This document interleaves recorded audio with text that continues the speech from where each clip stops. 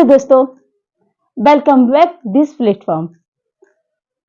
उम्मीद करती हूँ दोस्तों कि आपकी पढ़ाई अच्छी चल रही होगी।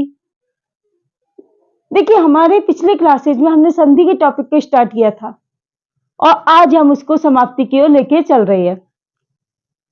आज हम अपने संधि का अंतिम टॉपिक यानी विसर्ग संधि के बारे में पढ़ेंगे।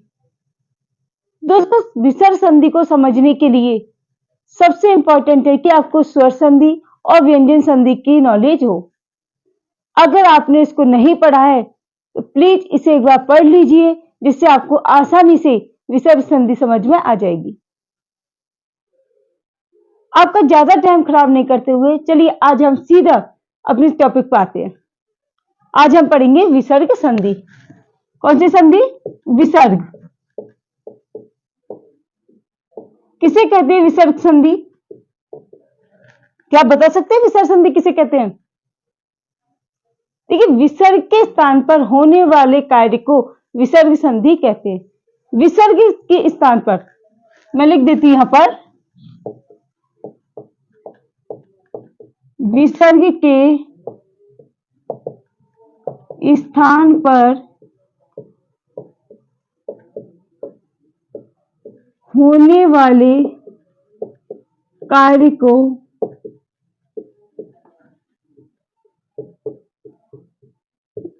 विसर्ग संधि कहते हैं।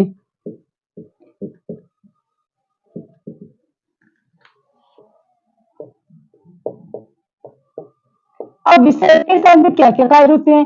देखिए, मैं शॉर्ट में यहां लिख देती हूं आपको, श श श, ठीक है, र, विसर्ग और अर्धविसर्ग।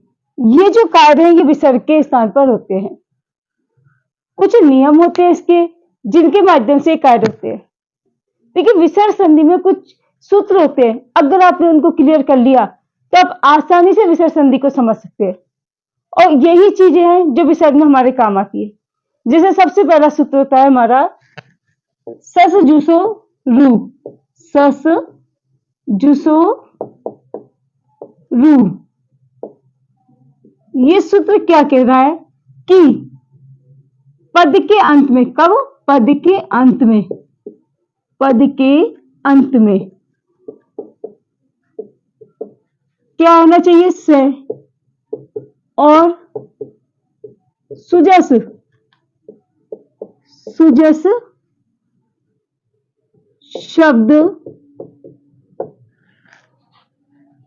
के मूर्धन्य, और मूर्धन्य का मतलब जानते हो?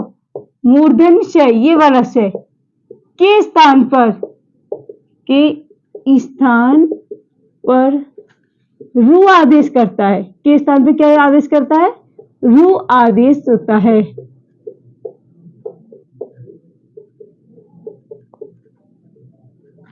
अब बताइए, ये क्या आदेश हुआ? रू। लेकिन रू के स्थान पर इस ऊ का लोप हो जाता है और ऊ का लोप होकर क्या हो जाता है? केवल रह जाता है। जैसे देखिए, हम एक शब्द लिखते हैं, आपने ही पढ़ा होगा, हमारा मूल शब्द होता है पठस, ठीक है। या दूसरा हम बोल लिख सकते हैं रामस।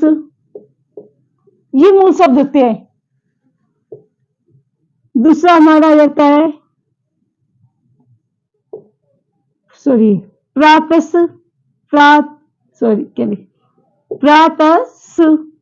अब ये शब्द है, ये जब शब्द आते हैं तो ये सस जुसो रू क्या कहता है? पद के अंत में। देखिए, पद के अंत में स है कि नहीं? जब ऐसे शब्द आते हैं तो ये सूत्र लग जाता है। इस सूत्र क्या कर देता है? इस स को परिवर्तित कर देता है। और देखिए, इसका क्या बन गया? पठर, रामर, प्रातर। मूल शब्द क्या हो गए हमारे? पठस, रामस, प्रातस। नहीं, पहला सूत्र लग गया सस जुसो रू और इसने शब्द को बदल दिया। स की जगह क्या कर दिया हमारा? र। से आधा तो र भी आधा होगा। क्लियर? इस सूत्र का सिर्फ इतना ही काम है। देखो, विसर्ग संधि में कई नियम लगते हैं, एक के बाद दूसरा अन्य संधियों का भी कार्य होता है, इसलिए हमें इनको ध्यान में रख के चलना है। अब हमारे यहां तक काम हुआ र का, लेकिन मैम आपने तो बोला विसर्ग के स्थान पे काम होता है। बिल्कुल, परिवर्तन विसर्ग के स्थान पर होता है, लेकिन सीढ़ी बाई सीढ़ी। अभी हमने सिर्फ एक स्टेप देखी है, आगे आपको जो संधियों के पढ़ोगे समझ में आएगा। अभी हम केवल क्या पढ़ रहे हैं, कुछ सूत्रों को पढ़ रहे हैं।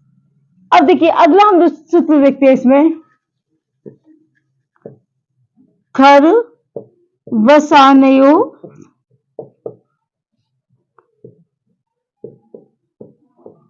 विसर्जनीय, विसर्जनीय, खर वसानयो, खर वसानयो विसर्जनीय। ये सूत्र क्या कहता है कि अब ये क्या होगा, पद के अंत में, पद के अंत में स्थित रहता, स्थित र के स्थान पर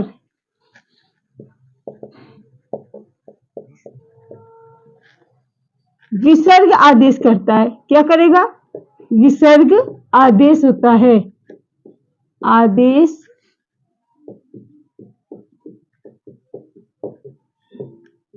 यदि आगे, आगे क्या हो, खर वर्ण हो, क्या हो, खर। देखो खर स्पेशल खर वसानयो विसर्जनीय, तो पहले अब क्या हुआ, या तो आगे खर वर्ण हो। अब खर वर्ण का मतलब क्या है, अरे वर्ण का पहला दूसरा वर्ण और तीनों शय ये हो, या फिर अवसान्य लिखा है या अवसान। अवसान का मतलब क्या है, आगे कुछ भी नहीं हो। अवसान का मतलब क्या होता है कि इसके आगे कुछ भी नहीं हो, उसको बोलेंगे हम अवसान हो। तो ये क्या कर देगा, विसर्ग खर के आगे, वापस देखो पद के अंत में स्थित र, ये कंडीशन आई। इस कंडीशन में अगर इसके पीछे कोई शब्द नहीं है तो इस र के स्थान पर विसर्ग कर देगा। और या फिर अगर कोई वर्ण है तो वर्ण कौन सा होना चाहिए, वर्ण का पहला दूसरा वर्ण या श हो। ऐसी कंडीशन में हम क्या करेंगे, विसर्ग के स्थान पर र के स्थान पर विसर्ग कर देते। देखिए जैसे समझिए, यहां पर हमारा बना पठर, ठीक है, शब्द बना, किससे बना था, पठर से। अब ये र है तो इसके बीच ये हटके क्या लोप होकर क्या हो जाएगा, ये तो हट गया किस सूत्र से, खर अवसानयो विसर्जनीय सूत्र से इस र को हटा के क्या कर दिया, विसर्ग कर दिया। दूसरा देखिए शब्द क्या था, रामर। देखो रामस, पहले सूत्र लगाया स से जुसो रू, स को हटाया, क्या बना, रामर। और अब खर अवसानियों विसर्जनीय सूत्र से क्या हो गया, राम है। देखिए पुनर, अब पुनर के स्थान पे क्या आ जाएगा, पुनः। प्रातर, प्रातर में र के स्थान पे क्या आ जाएगा, विसर्ग, क्या होगा, प्रातः। बताइए समझ आए यहां तक। अब आपको कंफ्यूजन नहीं होना चाहिए कि कई बार विसर्ग के स्थान पर स होता है या स के स्थान पर विसर्ग हो जाता है, तो आपको पता होना चाहिए। देखो बेटा आपकी 9th-10th तक नहीं पूछी जाती, लेकिन अगर आप रीट की तैयारी कर रहे हो, फर्स्ट ग्रेड सेकंड ग्रेड की तैयारी कर रहे हो, वहां आपको इन चीजों का ध्यान रखना जरूरी होता है। अब आप में से कई बच्चे होंगे जो रीट की तैयारी कर रहे हैं, इवन संस्कृत डिपार्टमेंट की वैकेंसी आ गई है, आप उसकी भी तैयारी कर रहे हो, देखो वहां से पूछ लिया जाता है कि यह पूछ लिया रामर है, यह आ गया रामर, इस रामर शब्द में कौन सा सूत्र लगा, या ससजुसो रू सूत्र से बना शब्द है। तो आपको इनको भी याद रखना है कि किससे, कौन से सूत्र से कौन सा शब्द बना। यहां आपके लिए दे दिया पठ और पूछ लिया नीचे ऑप्शन दे दिया अधोलिखित में सूत्र का प्रयोग हुआ है, पट शब्द में कौन सा सूत्र लगाए, तो हम बता सकते हैं खर अवसानियों विसर्जनीय। तो यहां तक आपको ध्यान रखना है कि कैसे हमारे परिवर्तन होते हैं। अब कितने सूत्र हो गए, 2, ससजुसो रू, स के स्थान पर र। दूसरा आता है हमारा खर वसानियो, खर वसानियो विसर्जनीय। ये सूत्र क्या काम कर रहा है, र के स्थान पर विसर्ग का कार्य कर रहा है। कब करेगा, अगर आगे र के बाद खर वर्ण हो, खर वर्ण का मतलब वर्ण का पहला या दूसरा वर्ण श हो, या फिर कुछ भी ना हो। अवसान एक शब्द आया ना अब, अवसान, अवसान का मतलब ये होता है आगे कुछ भी नहीं हो। ओके, अब हम पढ़ेंगे अगला सूत्र, और अगला तीसरे नंबर का सूत्र क्या है? विसर्जनीय, विसर्जनीय सह। ये सूत्र क्या कहता है? देखिए, विसर्जनीय सह, ये सूत्र क्या कह रहा है कि विसर्ग के आगे, किसके? विसर्ग के आगे खर वर्ण हो। अब बार बार खर वर्ण बताने की आवश्यकता नहीं होनी चाहिए। वर्ग का पहला दूसरा वर्ण और कौन से होते हैं? ये तीनों शय।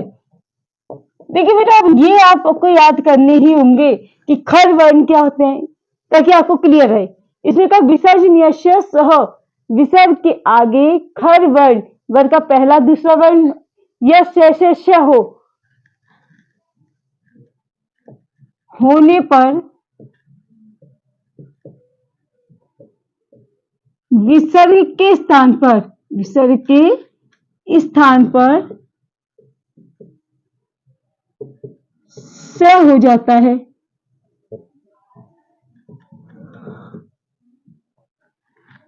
अभी देखो कुछ बच्चे तो बिल्कुल कंफ्यूज हो गए, मैम क्या है? कभी तो आप स के स्थान पर विसर्ग कर रहे हो और कभी विसर्ग के स्थान पर स कर रहे हो। आपको कंफ्यूज नहीं होना है, आपको दोनों सूत्रों का ध्यान रखना है कि कौन सा क्या कह रहा है।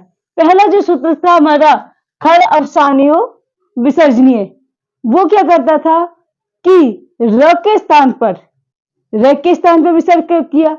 लेकिन जब अगर हमारे पास पहले से ही विसर्ग आ जाए, पहले से ही क्या आ जाए, जैसे आया हमारा पुण्य शब्द आया, और इस पहले से ही विसर्ग आया है, इसको अगर र में बदलना है, सॉरी स में बदलना है, तो कैसे बदलेंगे?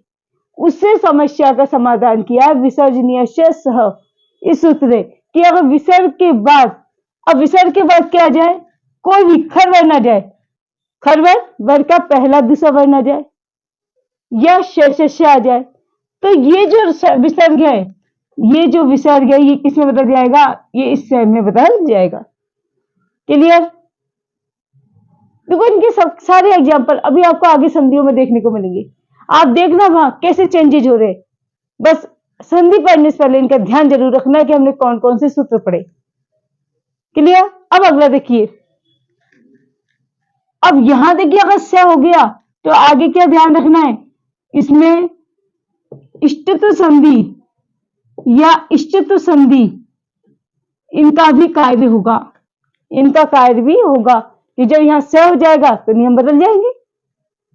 तो अगला देखते हैं हम, फोर्थ नंबर पे एक सूत्र होता है हमारा कुपवो क पौ च, कुपवो क पौ च। ये सूत्र क्या कहता है कि विसर्ग के आगे, किसके आगे? विसर्ग के आगे क वर्ग या प वर्ग के खर वर्ण हो, के खर वर्ण हो जाए, खर वर्ण आए, तो क्या हो जाएगा? विसर्ग के स्थान पर, इस विसर्ग के स्थान पर क्या हो जाएगा? विसर्ग के स्थान पर अर्ध विसर्ग हो जाएगा। क्या होगा? अर्ध विसर्ग। यानी एक बार तो हमें अर्ध विसर्ग लगाना है और एक बार हमारा जो शब्द वो लिख देंगे। बस हमें इतना याद रखना है कि अर्ध विसर्ग, विसर्ग के स्थान पर अर्ध विसर्ग किससे हुआ, उसके लिए सूत्र कौन सा होता है? ये कुपवो क पौ च।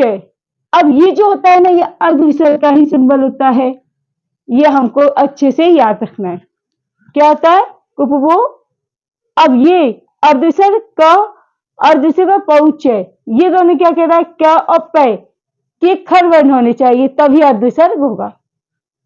यहां तो सबका क्लियर? चलिए अब हम पहले पढ़ते हैं, एक और सूत्र आता है हमारा वाशारी, वाशारी। ये सूत्र क्या कह रहा है? देखो यहां को प्रॉपर संधि आ जाएगी। अब इस शर वर्ण, शर वर्ण, और शर वर्ण क्या है? श श, श, ये जो तीनों श के आगे, के आगे आगे क्या होना चाहिए? विसर्ग। विसर्ग होने पर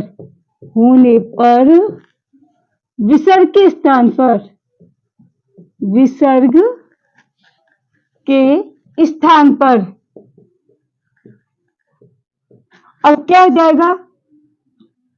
विकल्प से, विकल्प से श हो जाता है, स आदेश होगा। हमें ध्यान रखना है, सबसे इंपॉर्टेंट चीज, वह शादी सूत्र क्या कह रहा है?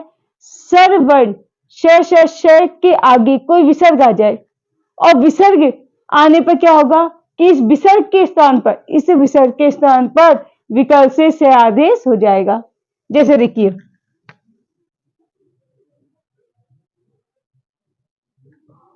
राम धन षष्ठ, ठीक है। अब ये विसर्ग के बाद से आ रहा है, तो अब विसर्ग क्या बोले? सर्वनाम के आगे देखिए विसर्ग आ रहा है पहले, अब विसर्ग के बाद से आया, शब्द क्या बन जाएगा? रामस प्लस षष्ठ, इतना है ना। अब इसके बाद आगे के कार्य तो होंगे, लेकिन हमारा परिवर्तन क्या था? ये परिवर्तन था। क्लियर? अब हम इसके और नियमों को देखते हैं कि कब कौन सा श बनेगा। ओके, अब हम जो हमने सूत्र पढ़े हैं इनको प्रैक्टिकली देखते हैं क्या होता है। देखिए, पहला इसका जो नियम होता है वो क्या कह रहा है कि विसर्ग के बाद, विसर्ग के बाद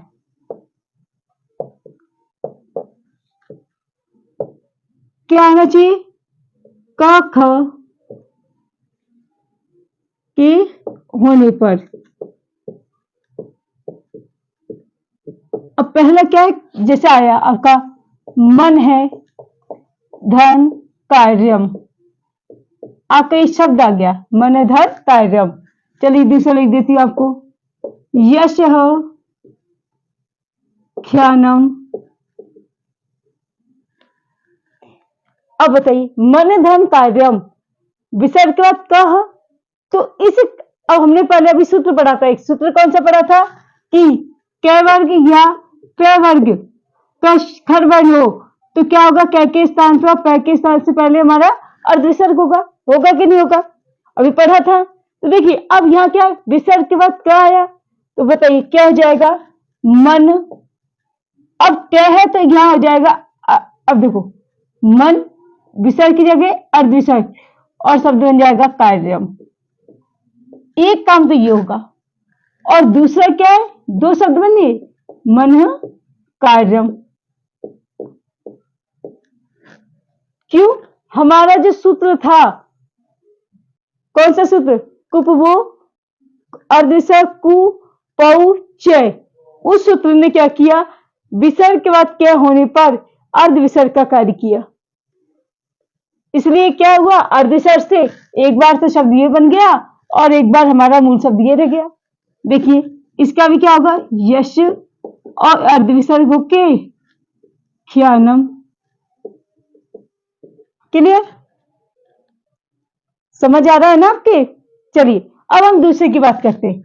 दूसरा नियम क्या कहता है कि विसर्ग के बाद, विसर्ग के बाद क्या जाए? च या छ हो, च या छ होने पर। अब देखिए, विसर्ग की बात बोल रहा है, जैसे आपके शब्द आ गया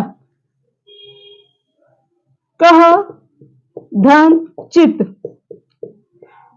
दूसरा शब्द मैं लिख देती हूँ, आप तब तक समझिए इसको। राम है प्लस च, राम है धन चुनौती। देखिए क्या होगा इसमें? कहा धन चित। अब क्या में क्या क्या विसर्ग है, हमें तो विसर्ग देखना। विसर्ग के बाद क्या है? च। तो अब क्या करेंगे कि विसर्ग के बाद च आने पर क्या हो जाएगा? होने पर विसर्ग के स्थान पर, स्थान पर श होगा, श होगा। क्या हो जाएगा? अब हमारा तो नियम क्या था, अब इस श कैसे होगा बताती बेटा।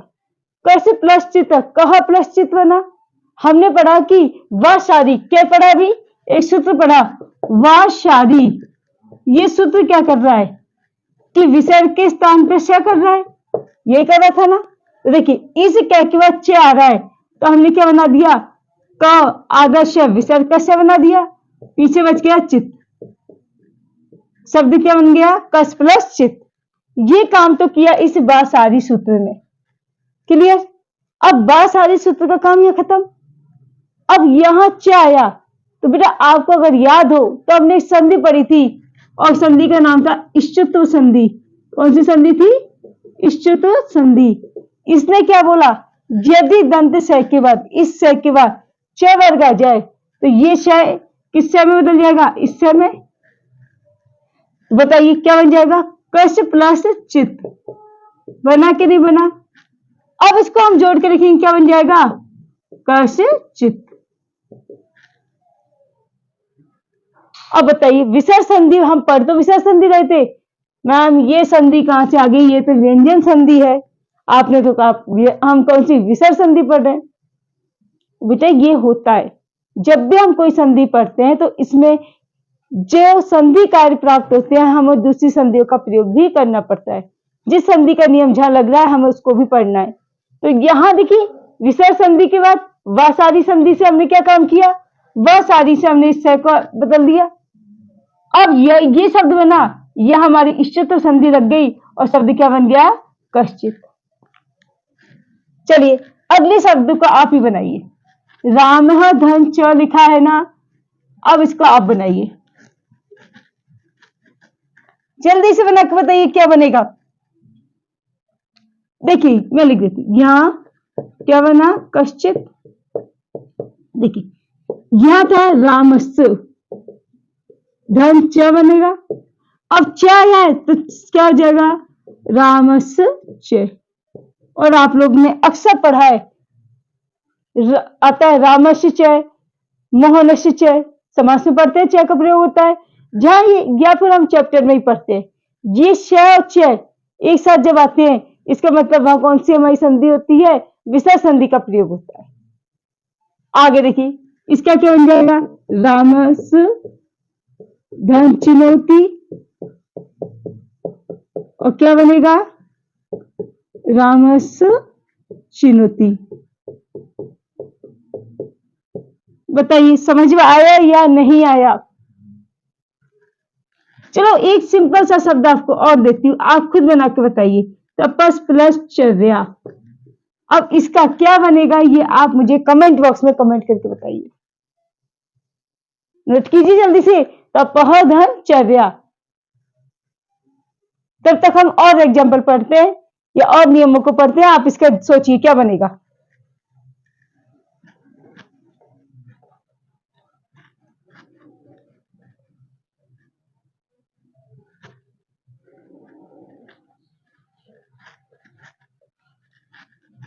देखिए अब हम करते हैं तीसरा नियम, विसर्ग के बाद अब हमारा क्या हो गया, च आ गया, क च। अब हम बात करेंगे ट या ठ होने पर क्या हो जाएगा, विसर्ग के स्थान पर श हो जाएगा, मूर्धन श हो जाएगा। कैसे होगा, देखिए यहां हमने पढ़ेंगे धनु, धन टंकार है, क्या होगा, धनुधन टंकार है। अब देखिए धनु विसर्ग के बाद क्या आ रहा है कि नहीं आ रहा, हमारे खरवर्ण आ रहे हैं, तो यहां पर यहां हम क्या कर देंगे, धनु और श, धन टंकार। लेकिन अब हमें एक और चीज ध्यान रखनी है, वो क्या ध्यान रखना है कि आपने पढ़ी थी इष्टत्व संधि, कौन सी, इष्टत्व संधि पढ़ी थी, और वो क्या कहती है, यदि दंत स के बाद ट वर्ग आ जाए तो इस श के स्थान पर कौन सा मूर्धन्य स बनता है। बताइए क्या बन जाएगा इसका, धनुष टंकार। आया समझ में। इसके और एग्जाम्पल देती हूँ मैं आपको, आप खुद सीखिए। देखो जब तक आप एग्जाम्पल सॉल्व नहीं करेंगे आपके समझ में नहीं आएगा, इसलिए जितने ज्यादा हो ना संधि के एग्जाम्पल सॉल्व कीजिए। जितने एग्जाम्पल्स आप करोगे ना उतना आपको इजी वे में समझ में आएगा। देखिए इसका दूसरा एग्जाम्पल देती हूँ मैं आपको। बाल है धन टिकते, देव धन ठकुर, द्वितीय प्लस ठकार है,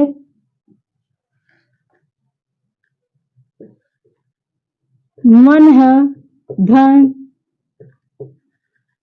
टंकनम। चलिए बनाइए जल्दी से, बताइए बाल प्लस टीकते क्या बनेगा। देखिए बाल, अब बाल में क्या बना, पहले श फिर टीकते, इष्टतम संधि का कार्य कर देंगे और इष्टतम संधि का कार्य करने के क्या बन जाएगा, बाल से टीकते। यहां धनुष टंकार बनाई दिया हमने। देखिए देवस प्लस ठकुर, अब इस श को हम दूसरे से मूर्धन से हम बदलेंगे, क्या होगा, देवस ठकुर। सबसे इजी संधि है ये, बस समझ में आनी चाहिए। द्वितीय प्लस ठक्कार क्या हो जाएगा, द्वितीय स ठकार। चलिए अगला आपको ही बनाना है, मैं नहीं सिखाऊंगी। अब आपको सीखना है, क्या बनाना सीखे नहीं सीखे।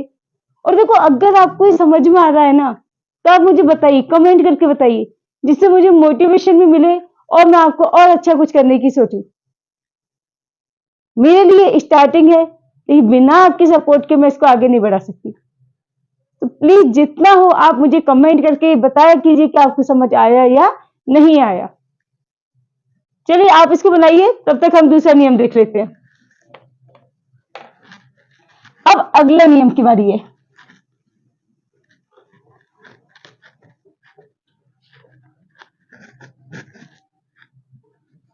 अब हमारे 3 वर्ण हो गए भाई, 3 वर्ग हो गए, क च ट।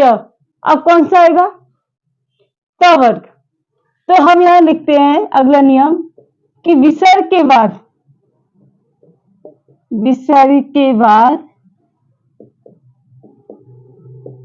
ट या थ के होने पर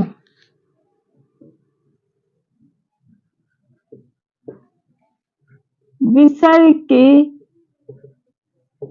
स्थान पर श आदेश होगा।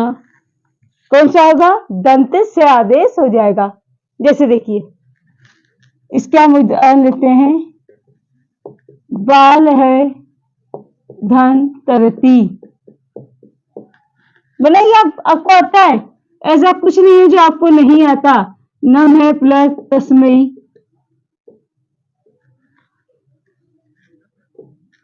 नम है धन ते, यश धन तेज। बनाइए जल्दी से। देखिए बाल प्लस तरती, यहां विसर्ग के बाद तय है, क्या बन जाएगा, बालस, पीछे तरती। अब यहां पर हमने श परिवर्तित नहीं करेंगे, क्यों, क्योंकि श को परिवर्तित करने का कोई तरीका ही नहीं है, इसलिए यहां यही श रह जाएगा। आगे नमस तस्मई, नमस तस्मई, नमस प्लस ते का क्या होगा, नमस्ते। अब कभी भी कोई आपसे पूछ ले कि चलिए बताइए नमस्ते में कौन सी संधि है, तो क्या होगी संधि, विसर्ग संधि। कौन सा सूत्र लगा, व सारी। कौन सा, व सारी।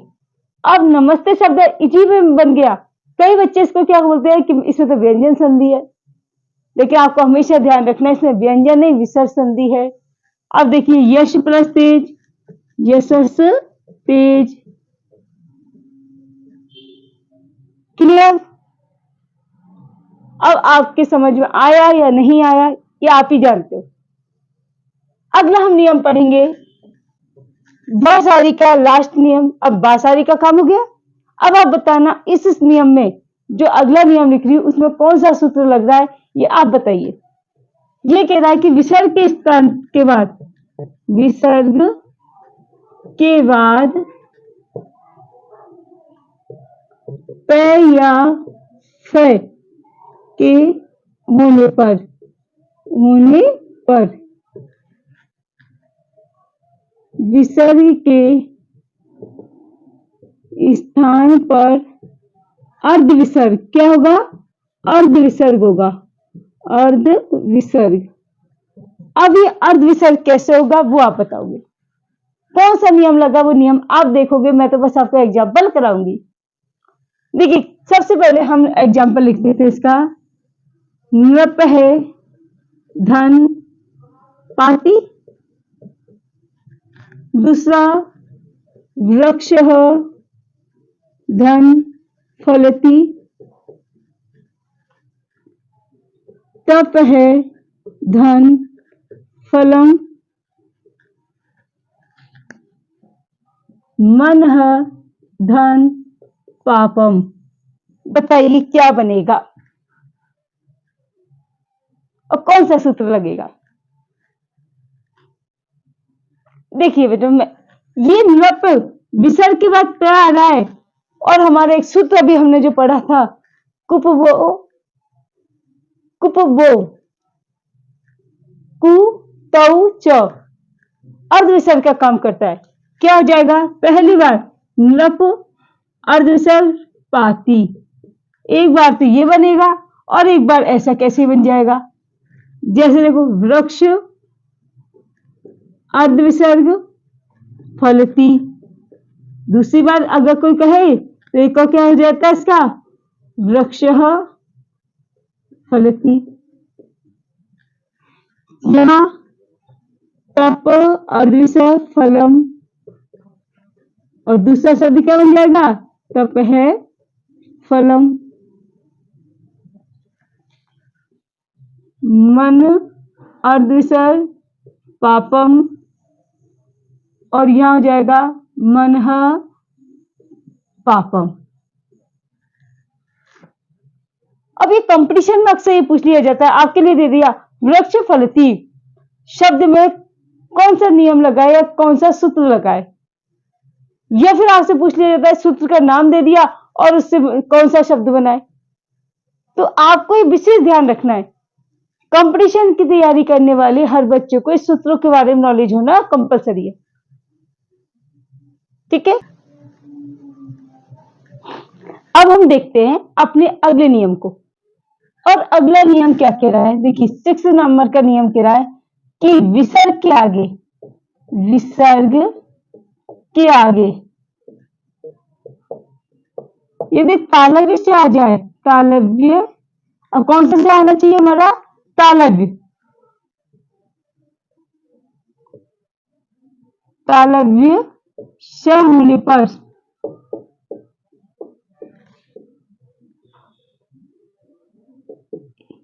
एक बार विसर्ग होगा, एक बार क्या होगा?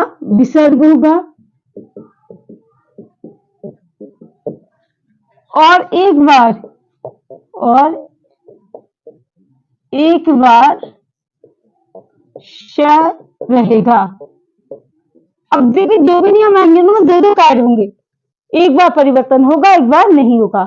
जैसे देखिए अगर आ जाए हरि धन शेते, अब बताइए विसर्ग के बाद श आ रहा है तो यहां हम क्या कर देंगे? पहले तो इसमें श ये शब्द बनेगा, कौन सा सूत्र लगेगा? सस जुसो रू, वो विसर्ग किस स्थान पे स करेगा। अब जब ये श हो गया तो ये बना हरिश सेते। अब यहां पर इस श के बाद ये आ रहा है तो हम इष्ट संधि करेंगे और इष्ट संधि करेंगे क्या बन जाएगा? हरिश सेते। ठीक है, और दूसरा काम क्या होगा? एक बार इसका विसर्ग का विसर्ग जाएगा और शब्द बन जाएगा हरि सेते। यहाँ पर विसर्ग के आगे तालव्य विषय होने पर ये दो कार्य हुए। कौन कौन सा हुआ? पहले हरि प्लस शेते और दूसरा हरि शेते। क्लियर? अगला शब्द देखिए। अब यहाँ पर दोनों कार्य होंगे, ध्यान रखना है हमें। हरि धन शरणम, हरिधर शरणम क्या हो जाएगा? हरिश धन शरणम। और रुद्र क्या बनेगा? हरीश शरणम। या फिर अगला क्या बन जाएगा हमारा? हरि धन शरणम। चलिए बताइए, नम्र धन शिव क्या बनेगा? शिवाय। नम्र धन शिवाय क्या बनेगा? नमः शिवाय। कैसे बना अब आपको समझाने की आवश्यकता नहीं होनी चाहिए। यहां तक है समझ में? अब हम अगला नियम देखते हैं इसका। यदि विसर्ग के बाद क्या आ जाए? दंत से हो जाए, दंत साय, तो अब क्या परिवर्तन करेंगे? भाई हमारे पास 3 से दंत से आएगा, तो देखिए इसका भी एग्जांपल देखते हैं। अब दंत से तो जानते हो ना क्या होता है? ये वर्ष है। जैसे क्या लिख देंगे हम? सर्व प्लस सरती। बनाइए क्या बनेगा? जब तक मैं कुछ और एग्जांपल सोच के लिखती हूँ, आप इसको बनाइए। वर्ण धन सवन। अगला दिखते हैं मनोहर धन सारम। ओके, चलिए बनाइए जल्दी से। सर प्लस सरती, सॉरी विसर्ग लगाना भूल गई। अब बताइए क्या बनेगा? सिंपल है भाई, सर्वस सरती परिवर्तन कर देंगे और क्या बन जाएगा? सर्वस सरती या फिर सर्व सरती। कैसे बना अब बताने की आवश्यकता नहीं है। चलिए इसका बताइए क्या बनेगा? ये दोनों आप ही बना के बताइए। एक और चीज, अगर यहां ये आ जाता द्वितीय प्लस शकार, बनाइए आप इनके। नृपह प्लस षष्ठ, ये आपको ही बनाने हैं कि इनके स्थान पर क्या बनेगा, क्योंकि सब में परिवर्तन हुआ। इन्हीं के जैसे नियम यहां चलेंगे। आप इनको बनाइए, तब तक मैं आपको एक अगला एक नियम हो रहा है वो समझा देती हूँ।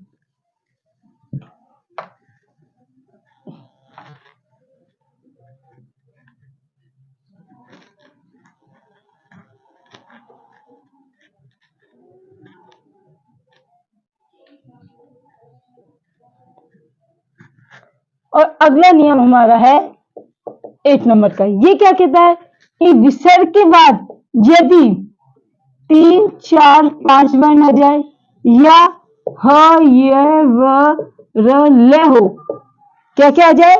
3, 4, 5 या है या व, र, ल हो, तो क्या होगा? तो विसर्ग के स्थान पर क्या दिखाई देगा? इस विसर्ग के स्थान पर र सुनाई देगा। क्या सुनाई देगा? र। ठीक है, लेकिन यहां ध्यान रखना है, स्वादी संधि का कार्य नहीं होना चाहिए।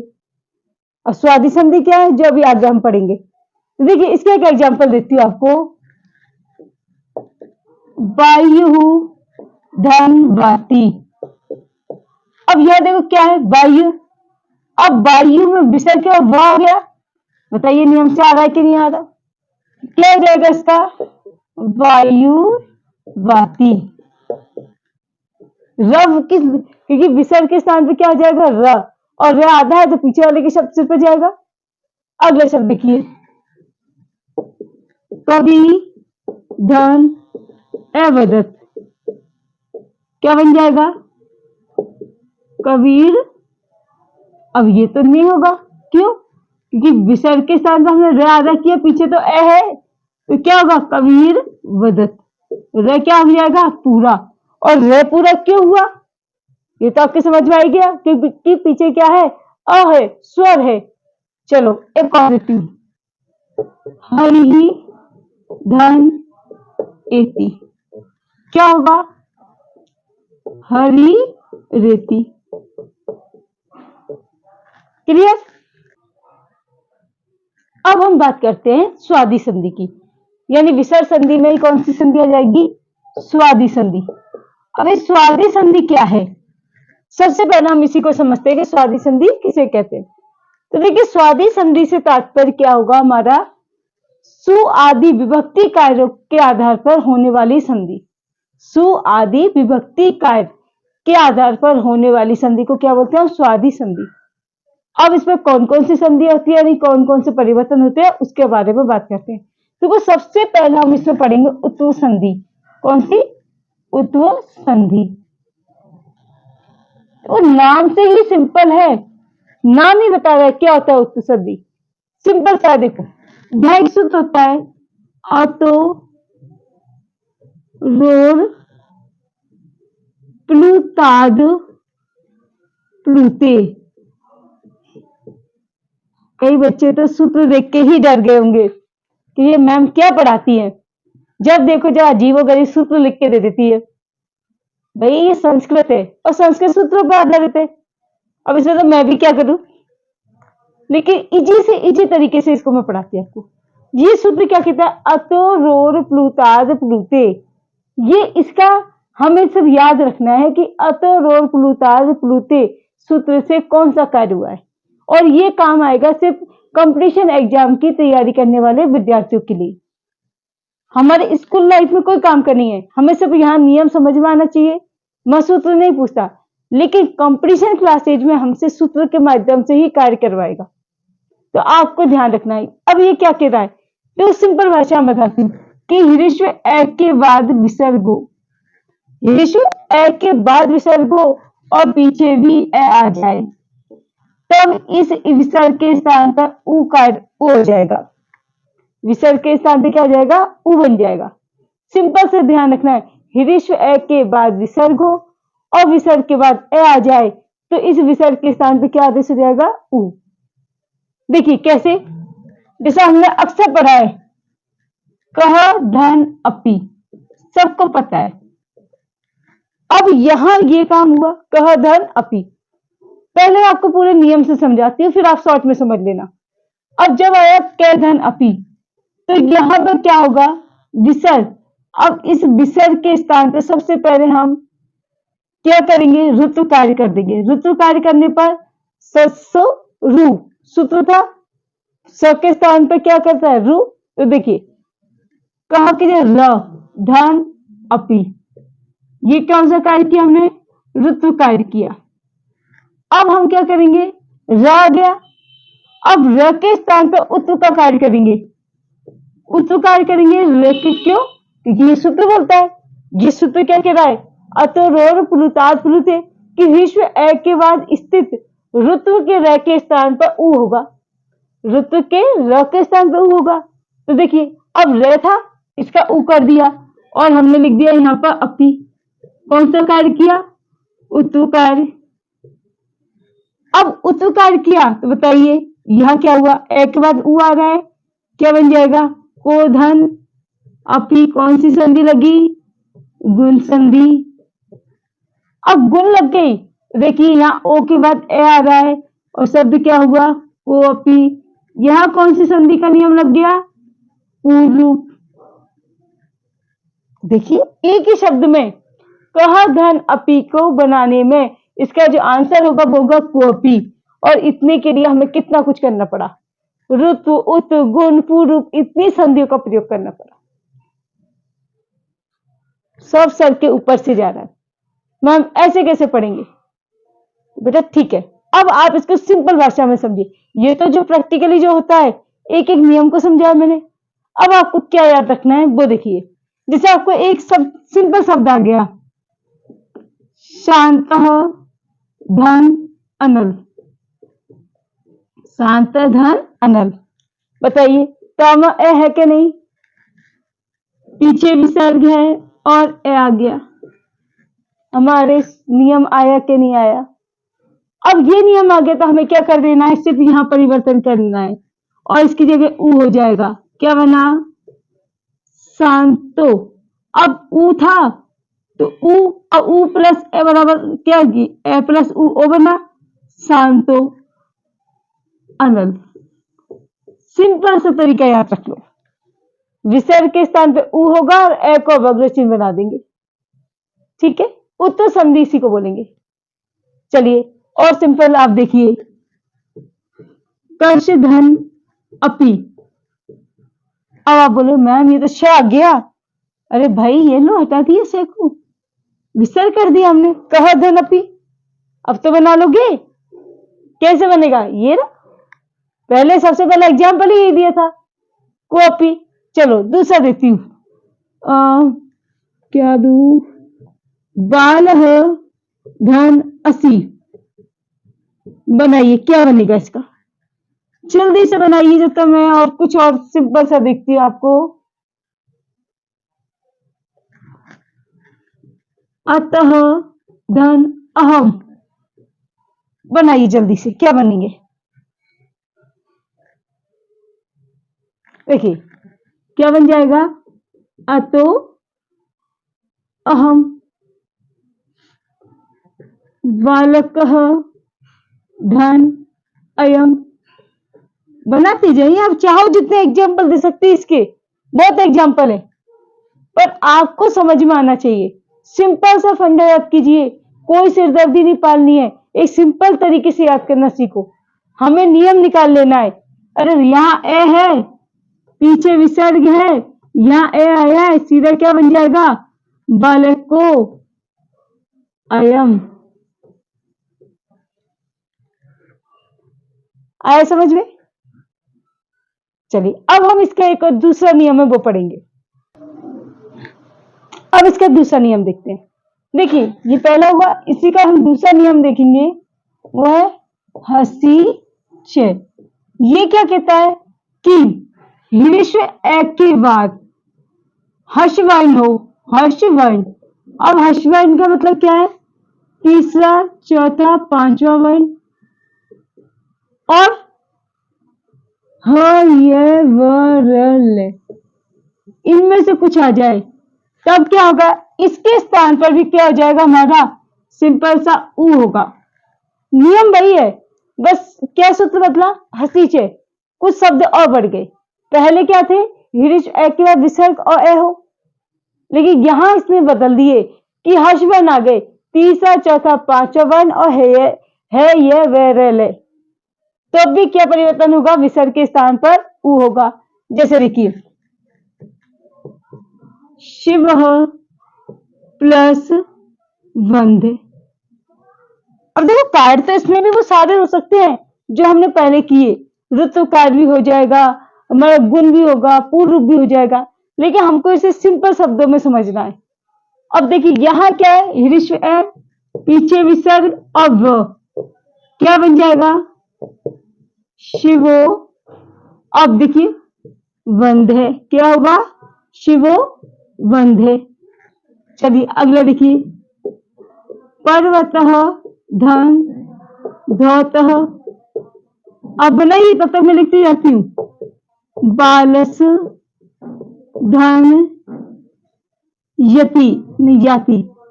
ठीक है, बताइए क्या बनेगा, पर्वतो धौत। है कि नहीं सिंपल? बनाइए आप इसका, आप इन शब्दों को खुद से बनाइए। बुद्ध प्लस लिखती, अगला धर्मस प्लस रक्षति।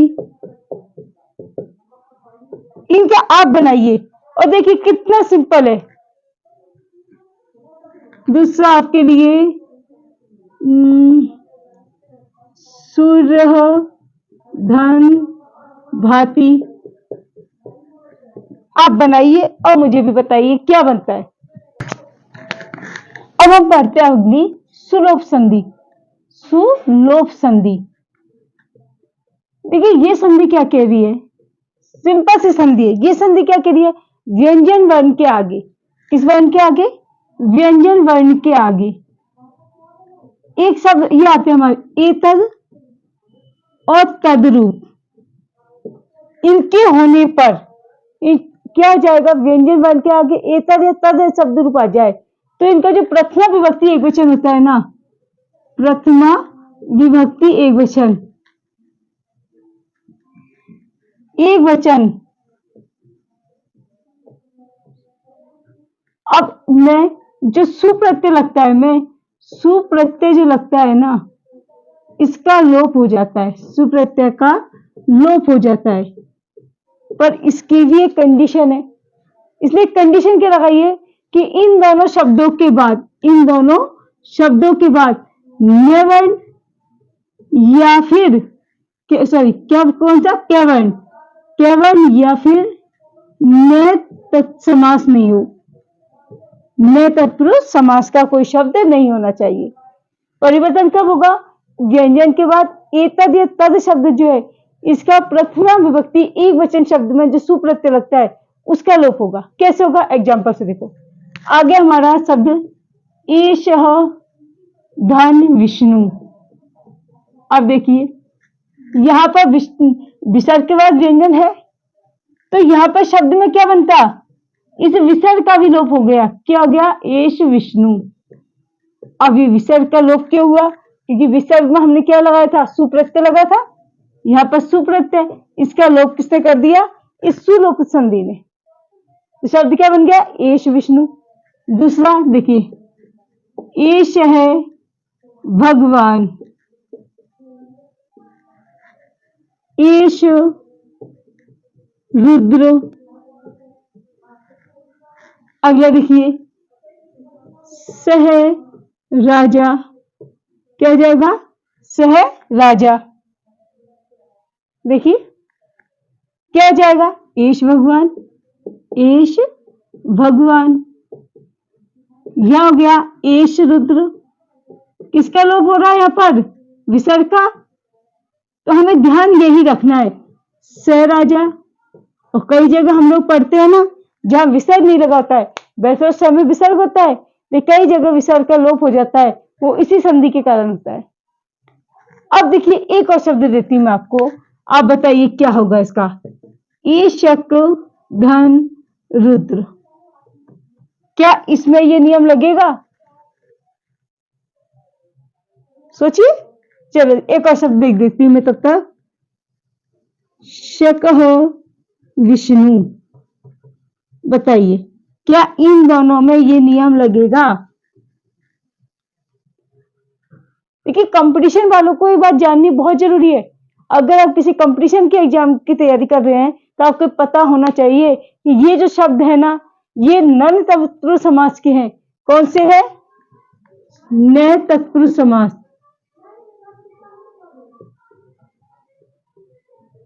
इस कारण यहां पर ये नियम नहीं लगेगा।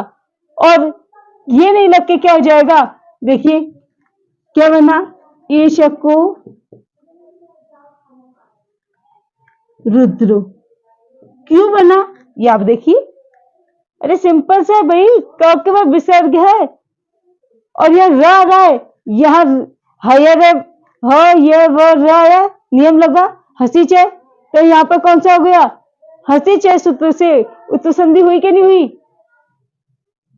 तो ये ध्यान आपको खुद रखना होगा। अब हम अपनी लास्ट संधि के बारे में पढ़ते हैं और वो संधि का क्या नाम है? रलोप संधि। यानी कि हम अगला सूत्र के हिसाब से संधि का नाम है वो है रोरी। इसके बारे में पढ़ेंगे। रोरी ये क्या कहता है कि र वर्ण के बाद अगर र आ जाए, र वर्ण के बाद यदि र आ जाता है तो पहले वाले र का लोप हो जाएगा। क्या हो जाएगा? एक र का लोप हो जाएगा। इसका सिंपल सा फंडा है, र के बाद यदि र आ जाता है तो पहले वाले र का लोप हो जाता है। जैसे देखिए अंतर धन राष्ट्रीय। अब बताइए यहां रहे और यहां रहे, इस रह का लोप हो गया और शब्द क्या होगा? अंतर राष्ट्रीय,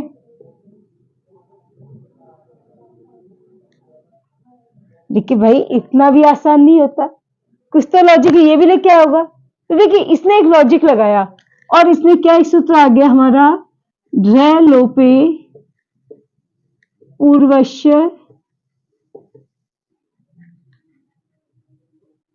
दीर्घो अनहे।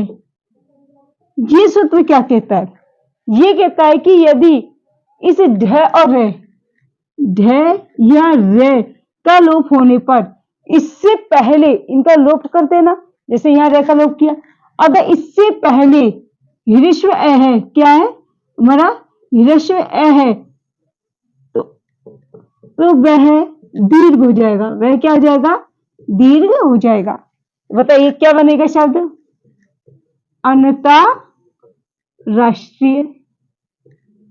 अब आपको कोई डाउट तो नहीं रहेगा ना कि मैम ये दीर्घ कैसे हुआ, क्योंकि यहां आया ढ लोपे पूर्व से दीर्घो अने।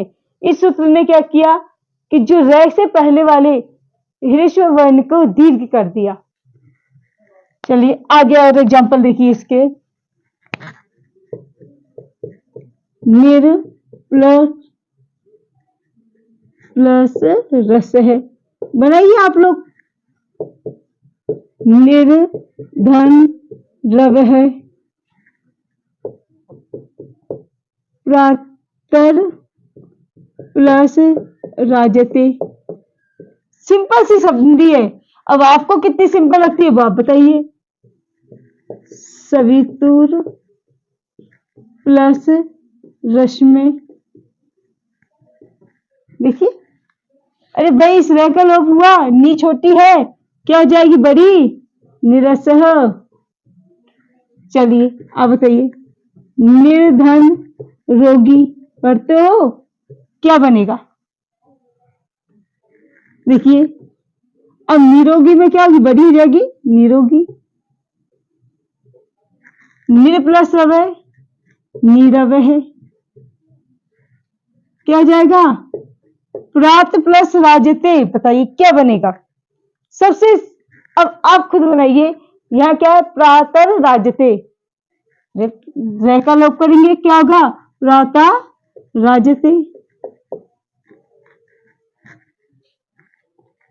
इसका क्या होगा, सविता रश्मि। ठीक है, इस तरीके से अब हमारी विषय संधि कंप्लीट होती है। और दोस्तों आपको एक बात के लिए और धन्यवाद कि आपने मेरे चैनल को आगे बढ़ाने में योगदान दिया और मेरे चैनल पर 253 सब्सक्राइब को बढ़ा कर दिया। आपके इस प्यार और सहयोग के लिए धन्यवाद। मिलते हैं हम अपनी अगली क्लास में अलग जोश और अलग उत्साह के साथ एक नए टॉपिक को लेके, तब तक के लिए शुभ रात्रि।